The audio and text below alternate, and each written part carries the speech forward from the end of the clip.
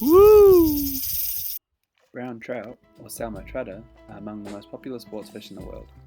They are referenced in angling literature around 200 AD as the fish with speckled skins by a Roman author, being the first recorded instance of fly fishing. They are the most widely distributed member of Salmonidae and have even become invasive outside their natural range of Europe, Asia, and North Africa. However, this is often overlooked due to the revenue they bring in. New Zealand Federation of Freshwater Fishing estimate they bring in $1 billion annually. Now, I'm not sure how true that is, but I do agree that they are a lot of fun and really yummy too. Welcome to my video. I set off for the Oredi River, my favourite spot, to try and collect a sample for dissection. I'm a fisherman, so I'm not going to tell you exactly where I am, but I've caught lots of great fish here, getting up to about 60 centimeters long and 8 pounds heavy.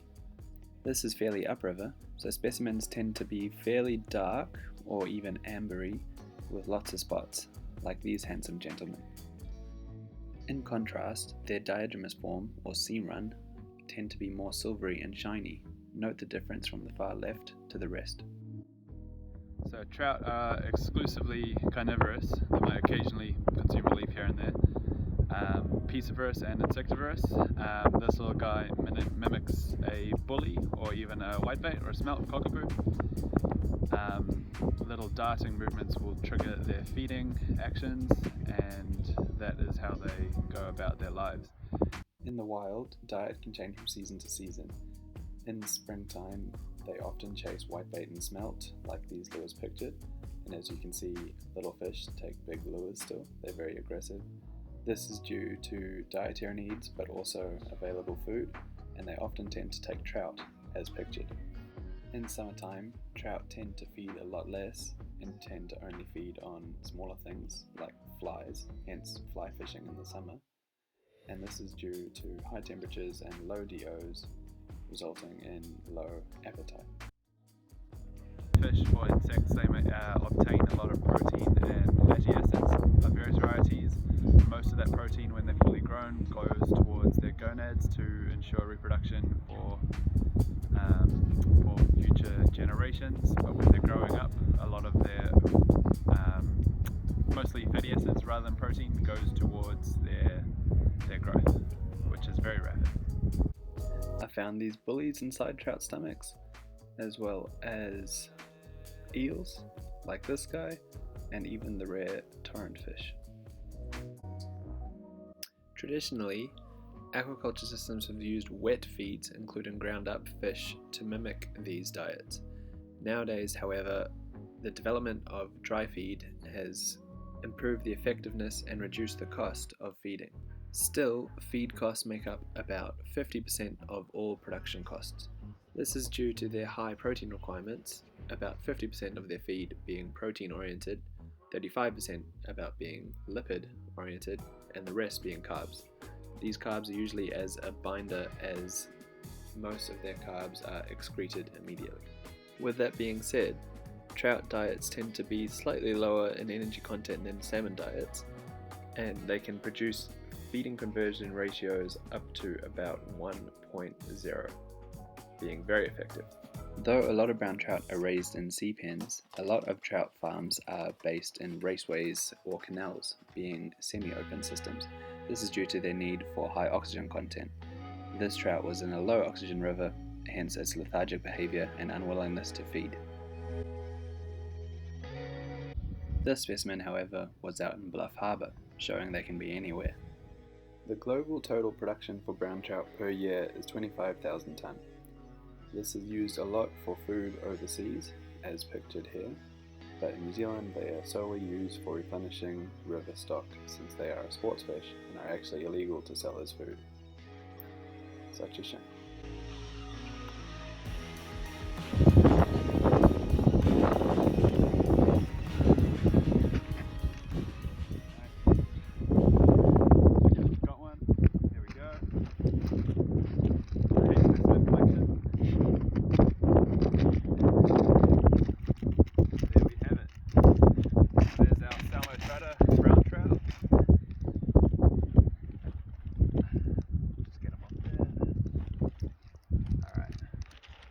That's a fairly small one. This guy will be about 2 to 3 years old.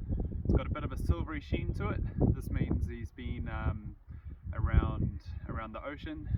These guys are anadromous, which means they float in and out of the ocean. They're not exclusive to either, neither is essential to their life, but they can be a little bit feisty. These guys, they're prized for sports fishing mostly, spin fishing or fly fishing, and they're established in hatcheries all around the country, mostly in Taupo for their prized sports fishing as well as rainbow trout. But these guys are far more common. They exist fairly naturally, but both of them are raised in hatcheries, and both will bring great economic prosperity to the country. So there's our Salmo trotter. As you can see, these guys are fairly camouflaged. They're quite well adapted to these sorts of rivers. They've got one main dorsal fin and an adipose fin. Most people think that's another dorsal, but that's called an adipose fin. Their bottom fins, their pectorals, pelvics and anal, they're both well suited to sitting and remaining immobile on the bottom of rivers, even when strong storms come through.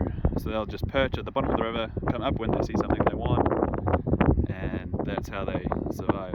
Let's see if this guy has any eggs or any milt. Nope, just food. So if this was a aquaculture specimen, we'd be massaging the eggs out of it slowly or massaging the milt out of it slowly. You'd combine it in a petri dish, put it in a tray for about 90 days, and then they would turn into 11, and after 2 to 3 years it'll be about this size, prime sports fish specimen. Once these 11 have emerged the yolk sac, it'll take about 28 days. The best feed to give them will be live food, as that's all they are programmed to find.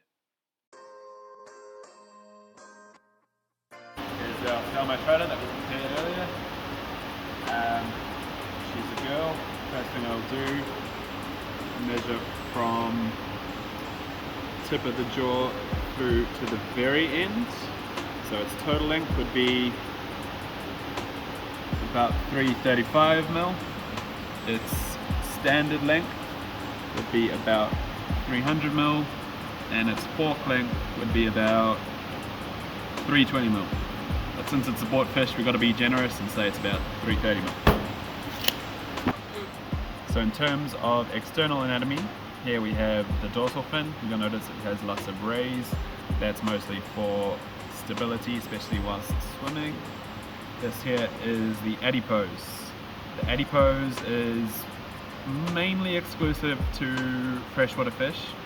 Galaxids also have them, not many fish do. Adipose translates to fatty, which means refers to the fact that there's no rays. It's just one big fin, unlike the dorsal, which has lots of rays. And that also is mainly used to sense the flow, especially in high rivers. Caudal, mostly used obviously for swimming. This is slightly truncate. Fins are a bit broken when spread apart. It's mostly one truncate fin. Here we have the anal fin, also with rays. Pelvic, used a lot for perching at the bottom of the river, and also for up and down movement for stability. And the pectoral, side to side movement, and again stability. So really all ray fin fish have their fins for stability. A couple more external features. It's a lateral line there, used to sense things in the water, central to their nervous system. The obvious things like their eye. Since it doesn't have an overbite, essentially, it's pretty likely that this is a girl. Trout eyes tend to dilate a lot after they're dead, otherwise their pupils are quite big. Here we just have the operculum. When we flip her over, These things here are the gill rakers. Each one of these individual bones is a gill raker, and all of these little filaments are the gill filaments, and that's what's used to actually aerobically respire. You can also see the gill rakers through that angle. It's also used to help mechanically digest food at times. And again, the scales are there mainly for protection. They can be regrown. These guys have ctenoid scales. They're fairly big and obvious. Okay, let's cut her open. I'm just going to go in from the anus, just under the skin, and bring my way up, trying not to disturb any of the innards. There's a bit of a bone there, might have to struggle a bit. Yep. Trying to go right up the middle, might have come out across the side a little too much.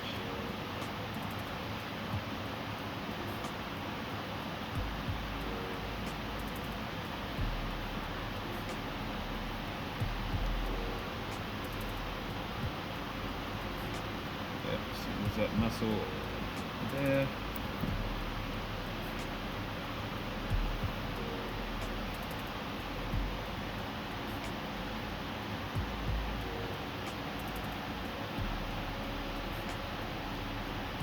There we go. So this back here is the swim bladder. It's a little bit less pronounced since it's dead, but that helps it remain buoyant. This here is the intestine. It comes from the stomach, which is hiding under there. And that's a fairly big part, a fairly long intestine, as that's what extracts a lot of the nutrients.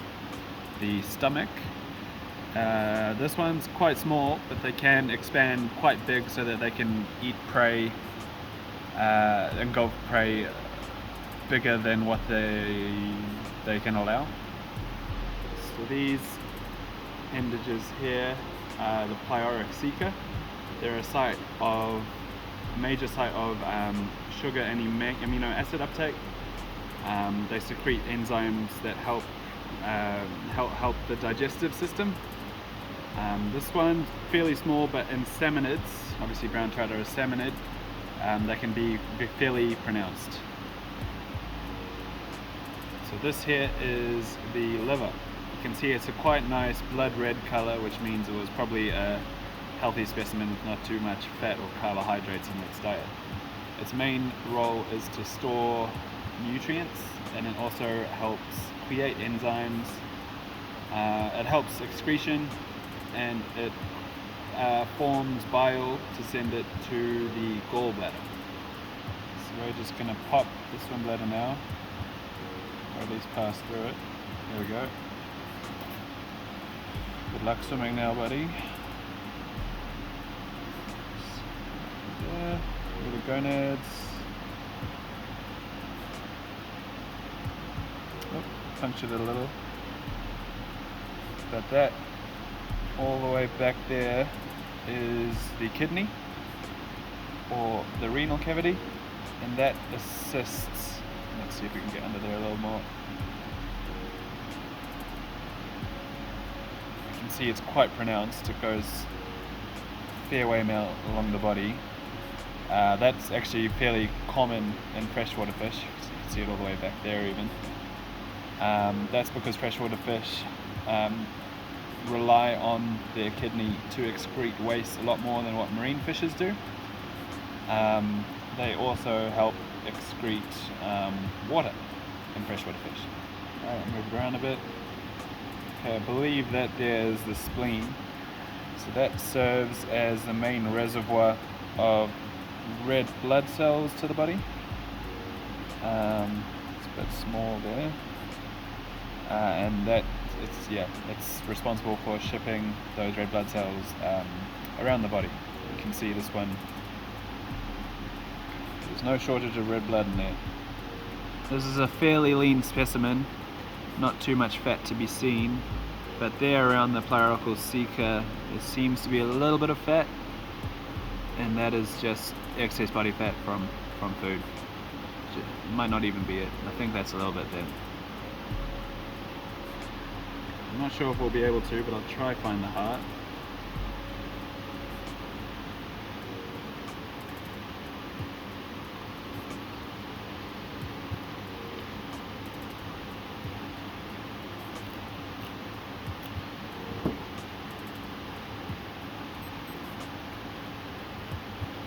Okay, there it is.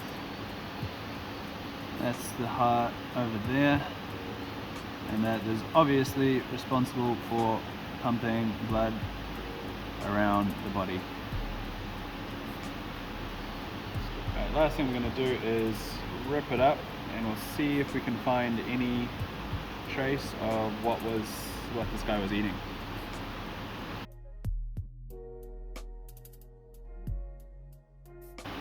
Looks like invertebrate matter. Oh, it's too digested to tell. It looks like little bugs. Looks like a little bug. Alright, no fish, which is interesting because I caught it on a fish mimic soft bait. Normally, if they take a fish, you'll find fish in the stomach, but not in this case. Some trout will be exclusively insectivorous, and some trout will be exclusively piscivorous, and it can go either way, or both. I'll have a look at the intestines, but normally it's too late by then. Yeah, a bit too digested. Rip out the intestine.